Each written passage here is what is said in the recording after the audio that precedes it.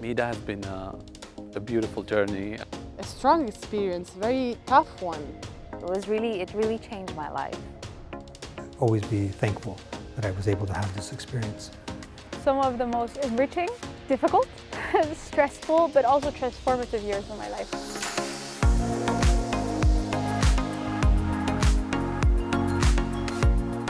MIDA is an ITN Marie Curie project, and the rationale of this ITN project is to train. That's how it's formulated, to train a new generation of professionals.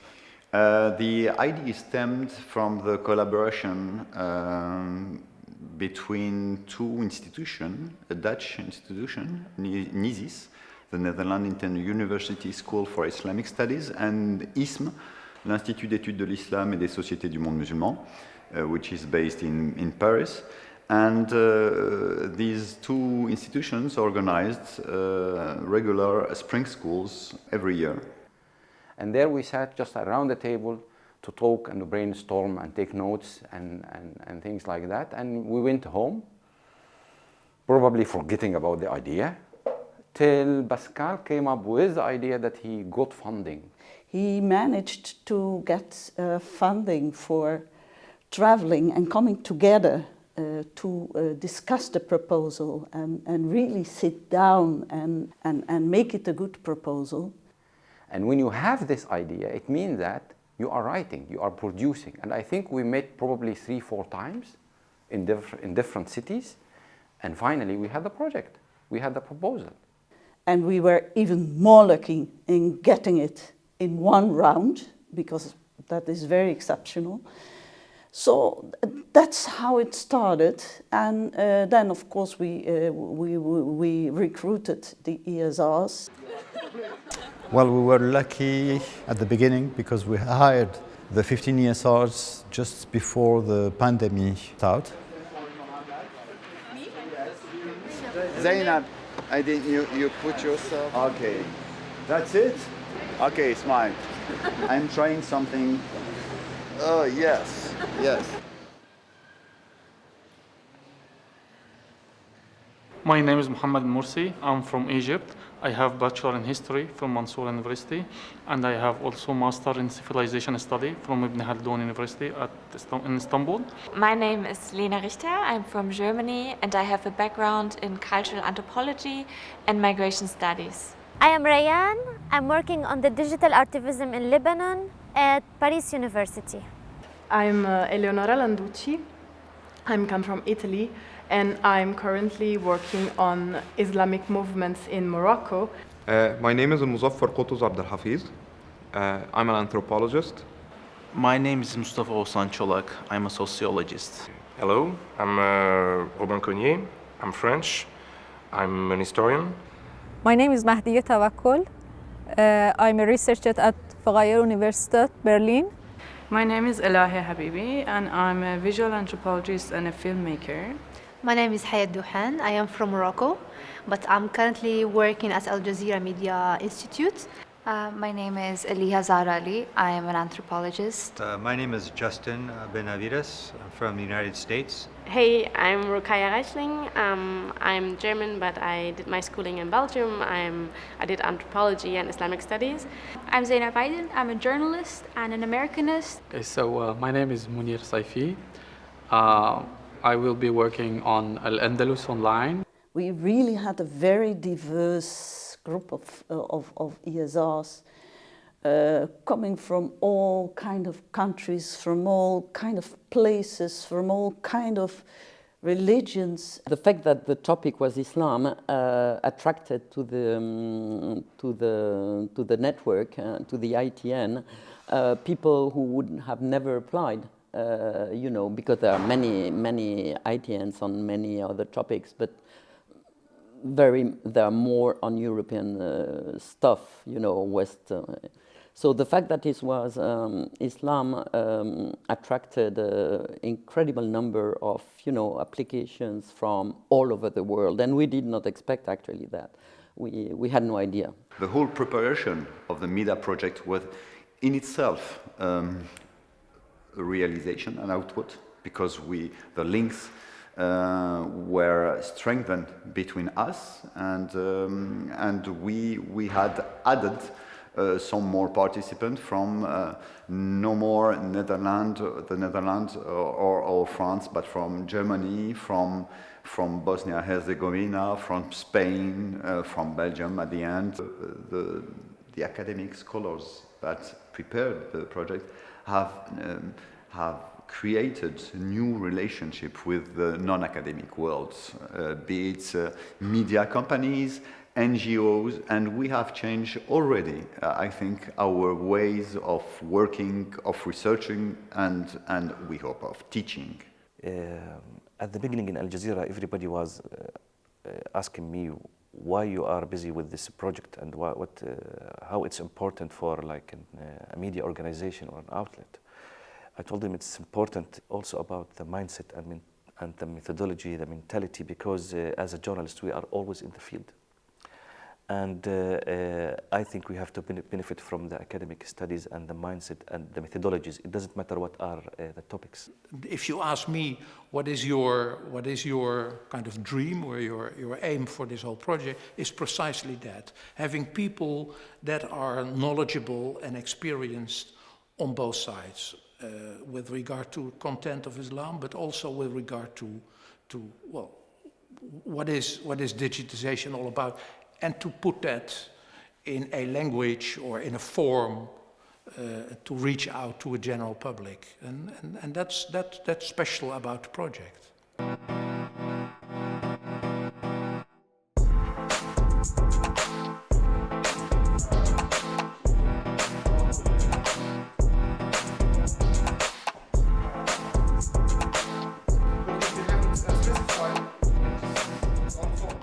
Was an interesting skill that I learned, filmmaking.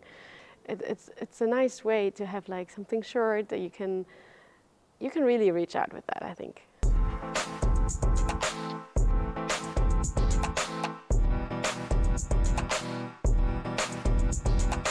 Hello, this is Rayan Al-Rammal, the third ESR of the Innovative Training Network MIDA. Hello, my name is Munir Saifi. I am ESR 15. My name is Aliha. Should we keep writing and reading history the same old way? Hello, my name is Hayat Duhan and I am a teaching here. I had the chance to participate in the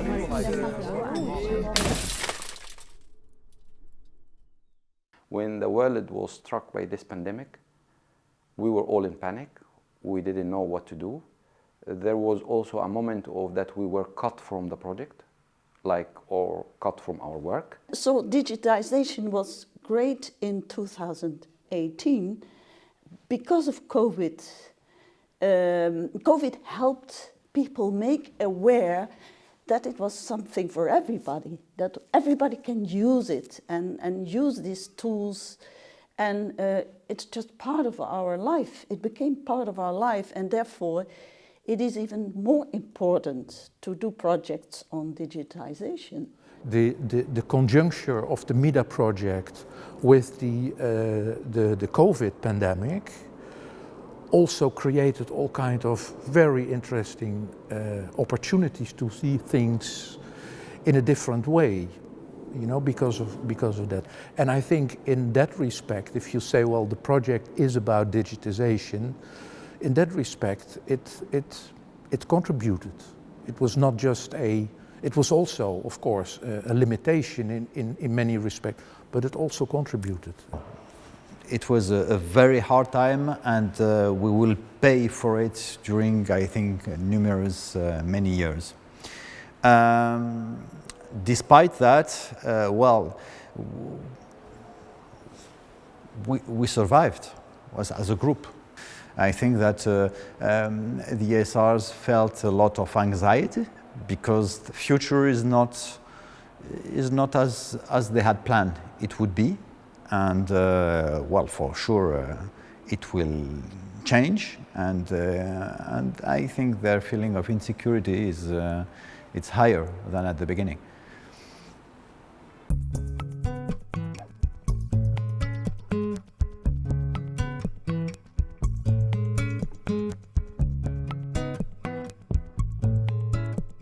Well, what do I expect? A big part of the project will depend on engaging with archival materials, especially personal archives, which is a challenge that I'm actually looking forward to. What I envisioned at the beginning is not at all what I'm working on right now, but due to the conditions, due to COVID, not enabling me to go and visit all the archives I planned or to travel around and find out the new avenues of research I was hoping to find, I had to adjust my questions, ask new questions, and surprisingly, these new questions, I can say now, turned out to be more interesting than the original ones.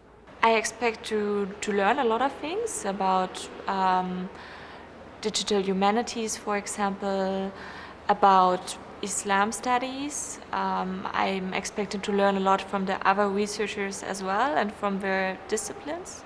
Everything had to be changed, so usually it's like you do the fieldwork and then you write the articles, and now it wasn't possible to do the fieldwork, or I was in Morocco but everything was closed. So now I first wrote the articles and now I'm going to do the fieldwork. So you had to be very flexible and adapt to the circumstances, and that was challenging. And of course the social part of doing a PhD, it was also less because everyone had to do home office.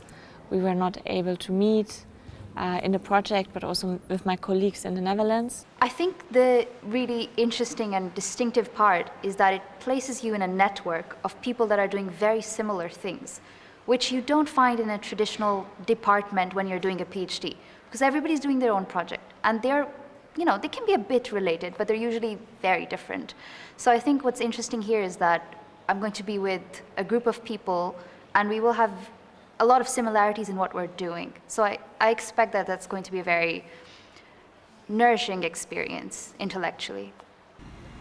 I think we were dealt with such a big shock and such a big twist, which you always expect research to sort of evolve and take its own life and take its own journey, especially anthropological research that I do. But a global pandemic thrown into the mix, it was really, really something.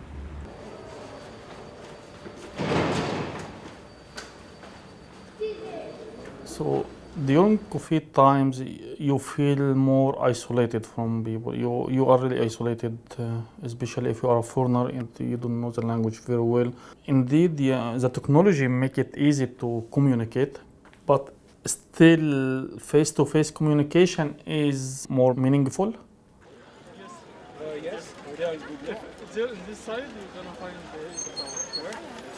Some academic arguments are really become more, let's say, more beautiful in reality, more than in Zoom or in digital spheres.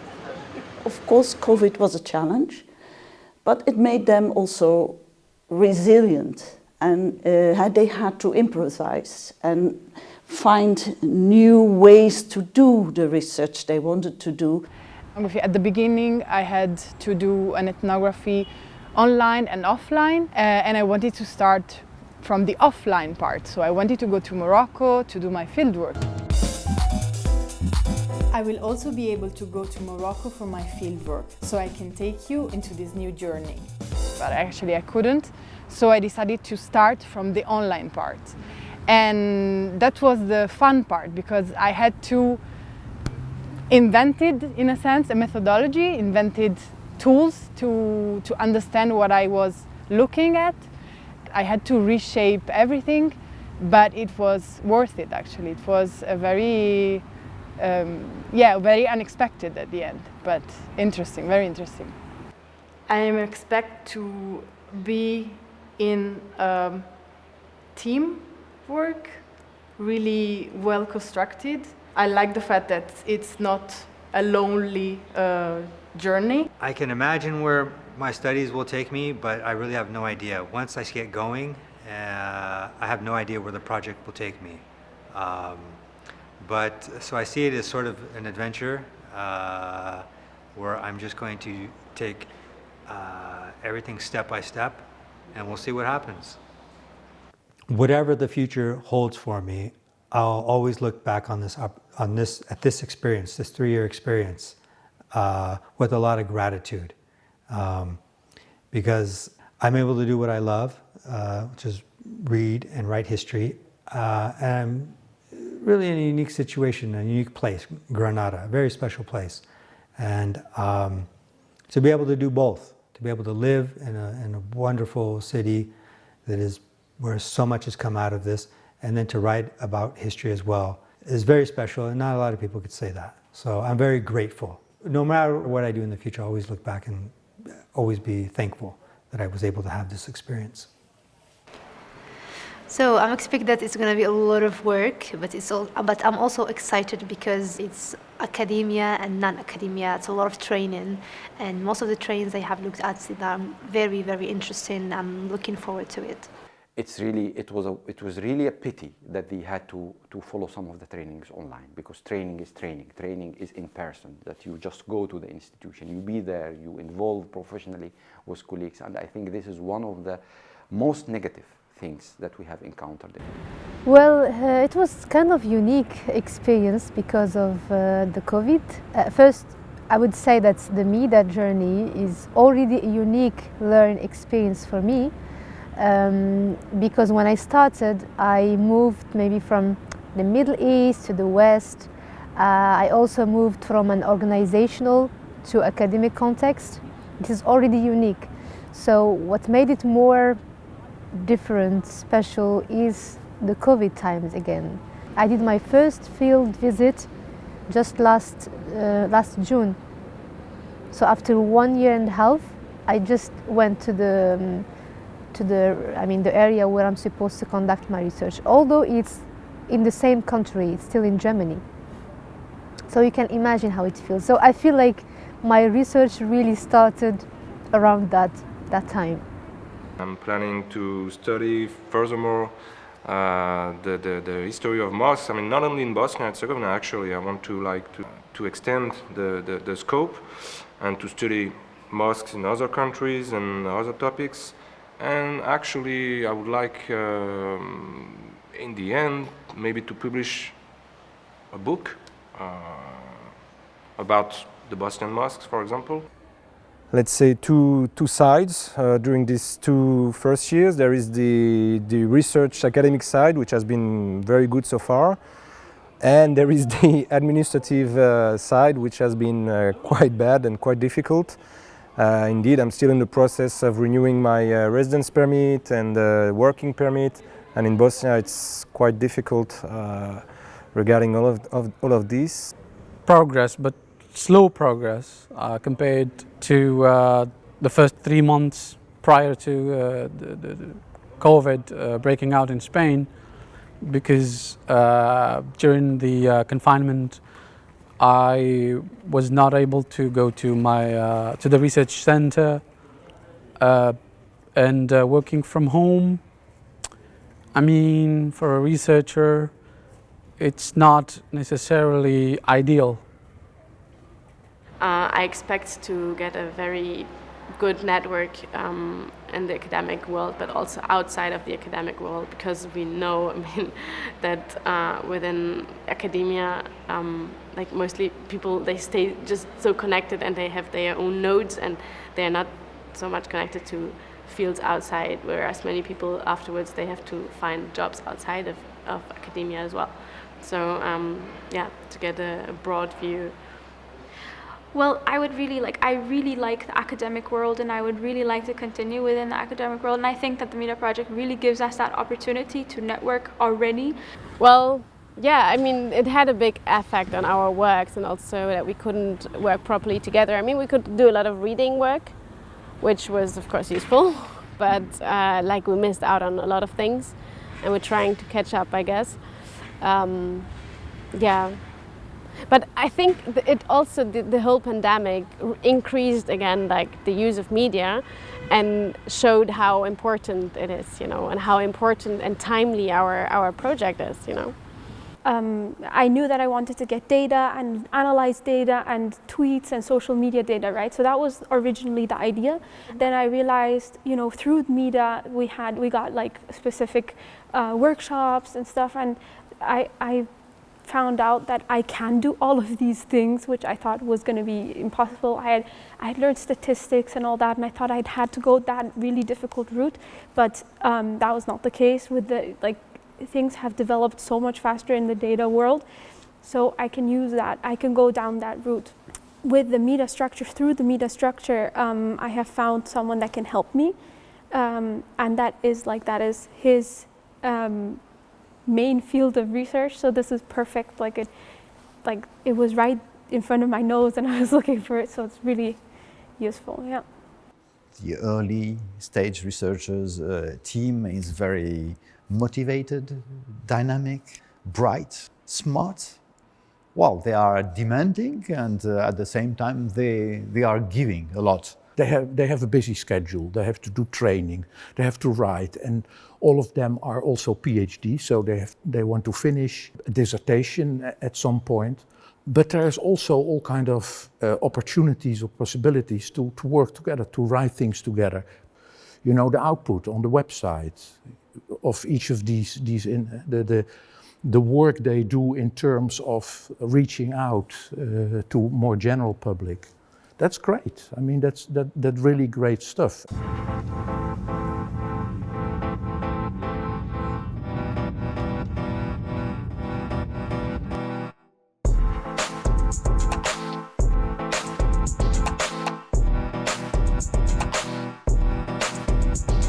Why mobility is important is because it opens you to expose you to so many different cultures, ways of being, beliefs, you know, beyond even academia, because everyone is from an background institution that is completely different.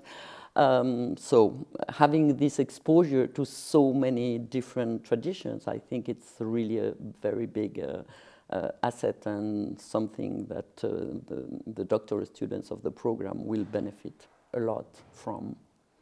I think this traveling itself has been the biggest joy and excitement, but also the biggest challenge. This transition between traveling and settling down, and then again, these transition times are sometimes long. It's sometimes from country to country, so a different language, a different atmosphere. I traveled to Turkey for a while, and for survival, I needed to learn Turkish. You can't really focus. Research needs you to sit down and focus and to write down.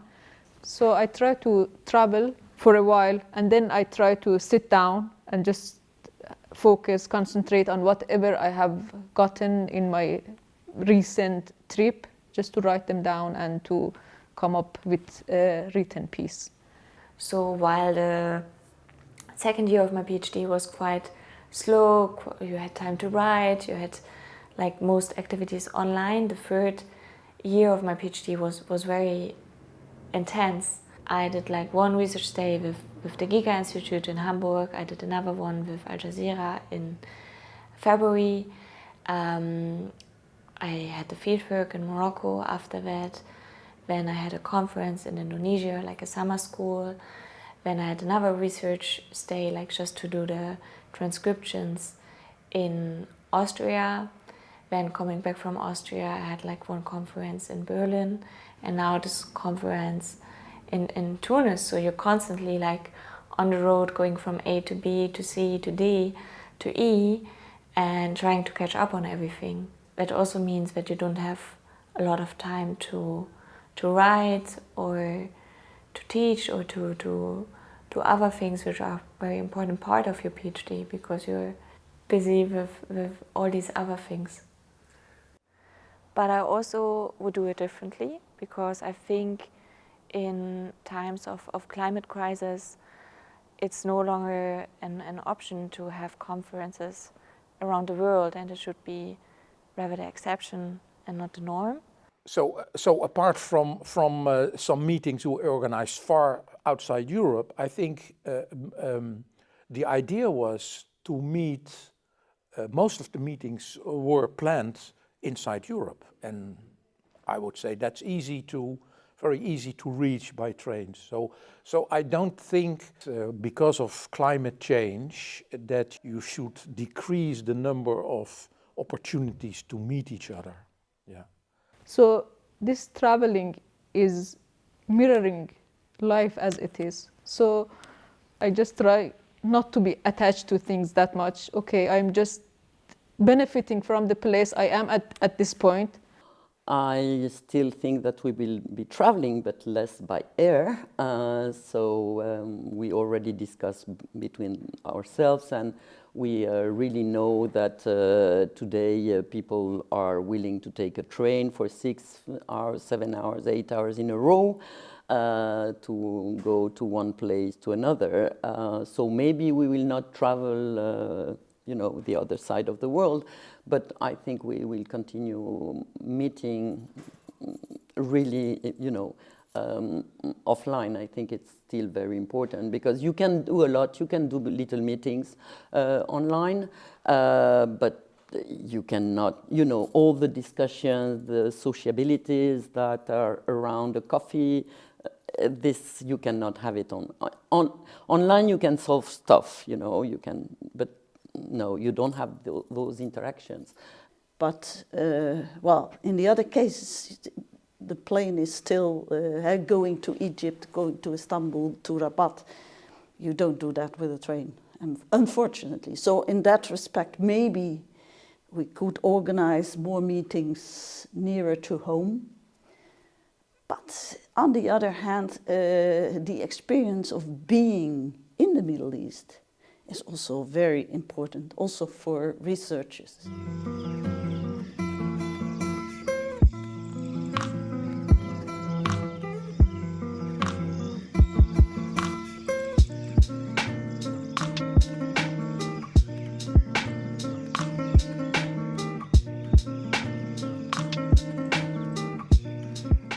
We cannot talk about the whole project has failed or has succeeded. There are aspects that have failed. We have to be frank about that. And this is to do with the situation and personal situation of everybody. But I think, in a way, there are also many success stories. Overall, when I look back at the project, I think it went well. The important thing is that we were supposed to learn from all these, failures, and we started the journey together, and everything was structured, but also there were a lot of spaces for flexibility. So we had to come up with some new solutions, new ways of doing things. Failures with bureaucracy, it was really. I was not so much affected, luckily, but I saw my colleagues suffering from bureaucracy, really losing weeks and months on bureaucratic issues, and it's really painful for it's valuable. We have only 3 years, and every month, every week counts. So that's something to be improved. I guess also where the European Union, if they want to make such kind of ITNs, they have to seriously think of how to improve that. The EU in Brussels, that they should take into consideration more than they do. And after all, we are dealing with people, and with people with all kind of personal but also logistical problems. They want us to hire people from all over the world, but once you do, and there's all kind of issues with permits, residence permits, etc., then they say, well, that's you have to solve that, The main task of MIDA, which was to bring together 15 ESRs and to enable them to be financed for 3 years abroad and to conduct their doctoral research, this has been achieved. I cannot say it was a failure. Of course not. It was not a failure. In everything you're gonna find up and down. So for instance, regarding the training, the secondment, I individually, I was succeeded to finish all of them despite the hard situation. But regarding, for instance, my PhD, it wasn't that good. We all have priorities and we all pay for them. So whatever you've prioritized and succeeded at, you've done it at the expense of other things. And so there's an element of failure to that. And with failure also you learn. So I wouldn't choose, I would say I learned maybe to develop a new language about my experiences, and not to evaluate them in terms of failure or success, but more, okay, what did this teach me, and what is my intention, and how will I walk from here? We have created seeds, in fact, and these seeds will develop, so it's quite satisfactory. Overall, it was a success for me. It had a lot of trial and errors, but I think I needed to go through this phase to learn how to do things. So I wasted some time, but I learned the process only through making the mistakes in the research process. And there's a sense of accomplishment, but there is some sadness, because I do wonder if I'm going to see these people again. It was a really good working group, a really good bunch of people. And I mean, every time we were in a room, we would have incredible heated discussions. And I think this is what all of academia is. So like, I mean, age and gender and family status, like there have been like many very different people being in the same project and working together. And of course that produces also discussions and disagreements, which is also part of it, and which has been also very enriching. I would say beyond, and I remember that I told you that already in Utrecht. At the beginning, I told you already that to me the human encounters were the most important part. And to me, I think that's the most, on a personal level, beyond the academic level and so on, very fulfilling, very enriching.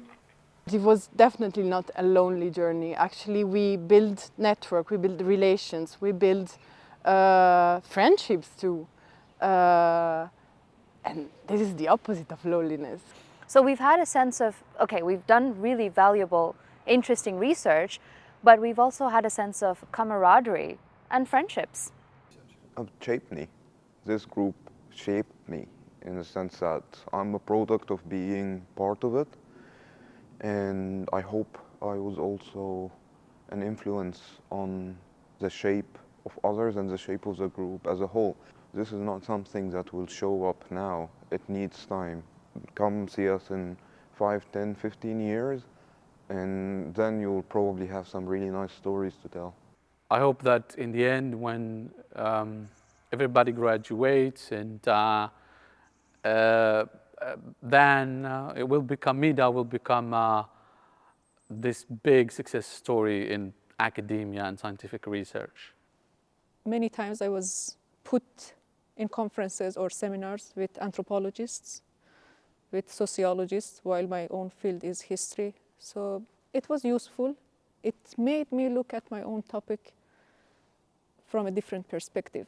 Amazing. You know, I'm an anthropologist, but I was trained during MIDA in many other different fields. And this is a unique opportunity, actually, that I wouldn't have had in a normal PhD. It's a great experience to be a part of the MIDA project because I learned a lot. And I had very different experiences, which I experienced first times. I traveled a lot. I meet a lot of people, a lot of professionals, and I get some training on data visualization, storytelling, and digital humanities skills. So I feel more confident and skilled and to be ready for my future career. I would have liked to have longer to work on a passion project, as was my PhD. I would have liked to work longer on it. And I feel like I had to cut myself short because of Corona sometimes because of personal issues or just time management. And 3 years is not a long time. But good things also have to come to an end. So yeah, I'm almost done, but it's bittersweet to look back. Did everything happen that I expected? No. And that's not a bad thing. That's actually a good thing. Because what I got out of MIDA is a lot more than what I expected. And really, it's what MIDA provided us ESRs was a lot more than any doctoral program in the United States offers. There's training, there's a network, there's all kinds of resources available. The making of the video for me was actually, apart from choosing a topic, a video about my project was really the most unique and rewarding experience of my time in MIDA. Yeah, I really don't know if I would do it differently. Because I did whatever I could. So it's...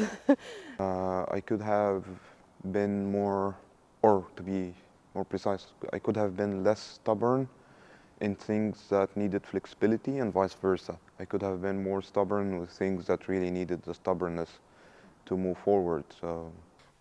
Changing the narrative, not be stuck in one thing. I spend so much time saying, oh, it's COVID, I cannot discover Paris. So I learned to change the narrative. I learned to be more open. I learned to be more forgiving and to navigate conflicts in a different way. So I would take all of this with me. And over the time, I'm more confident, I feel. MIDA has been a beautiful journey where I have grown on many levels, not only on the intellectual level, where I acquired new skills, especially in digital humanities, but also on the human level. Simply, I learned a lot from my colleagues as well as the senior researchers. In general, even those difficult moments or challenges you had, it's part of the journey. It's like the part of, is the thing that's made who you are today, who I am today. So I'm grateful to everything, including the challenges as well. I had one secondment which I did online, and that was a mistake. It would have been better to wait, to continue waiting and to do it really on location, because I really missed a lot. But yeah, I feel very privileged that I could be part of this. And I think it has been really a wonderful package to start your career. As a young researcher, this is really a nice opportunity. Well, even though I really faced a lot of hardships, I would say that in the end it was rather positive for me. Of course, I mean, without that type of opportunity, I would not have been able to conduct my research in such good conditions. But you know, I'm always like, oh, you know, I should have done much, read much about this, and you know, and sometimes I feel that I'm not competent enough for my topic, or that, you know, I'm like, you know, I'm just not a fake, but you know, I'm like not a failure. It's a bit too harsh, but it's like, you know, but I guess every researcher, every doctoral student is going through that process of, you know, feeling not qualified for his topic or his research, or, you know, I even read about this, that it's a kind of a doctoral PhD syndrome, you know, especially when you write. Really strange feeling now that it's the final conference, because it's for us it's not. It's just very arbitrary title, because it's not a final things for us, because we just built this network and we know each other, and it's maybe the start of beginning of something. In all kinds of ways, this is a kind of a final stage formally. You know, the project ends, the relation with the EU who gave the grant to us, that stops. But these things do not stop, and all the publication plans also will continue for at least a couple of years. I'm pretty sure. And that network is something they can benefit from, but also people outside. It was special. It was special.